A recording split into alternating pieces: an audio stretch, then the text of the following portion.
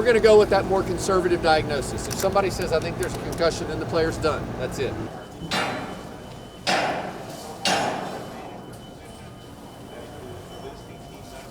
As a healthcare practitioner, you never want to see someone who stumbles and falls in that way, because you know it's going to be likely a very serious situation. But then I think my next reaction is just tremendous confidence in the people that were there. I know the medical staffs of both of those teams, and all our medical staffs have trained and prepared for exactly that moment.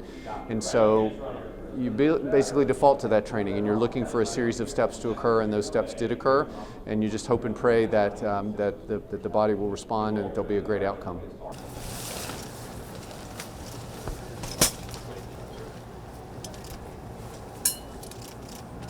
One of the essential elements of a concussion examination is visual attention, being able to really engage. And obviously the stadium can be very visually distracting.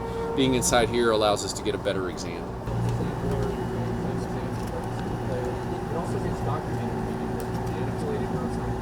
Yeah, well, I think we've made great strides in the area of concussion, both in our ability and understanding how to diagnose and in safely returning players.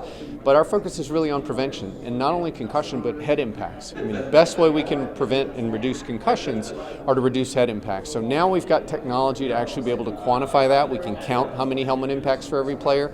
We'll be sharing that information with coaches, with players, teams, so that we can act against it. And make no mistake, our goal is very simple. We want to see the number of head impacts go down. We have what's called a Hawkeye system, which is a commercial system we installed last year that allows access to any of the cameras in the building to be seen for replays of certain injuries.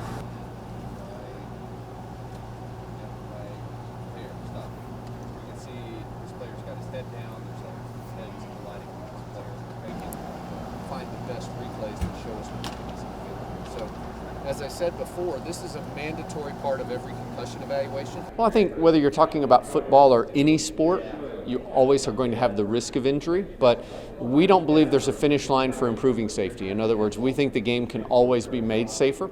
That happens because we understand more about injury and illness, we understand more about prevention, we've got better training, we've got better materials, and so I think our philosophy is we can always improve on the safety, and we want to make it as safe as possible and minimize those risks to the extent that we understand in medicine and science.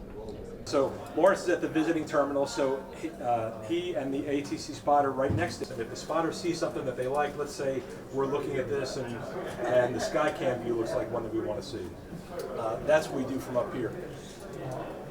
It's really important, as we've said over and over again, about communication.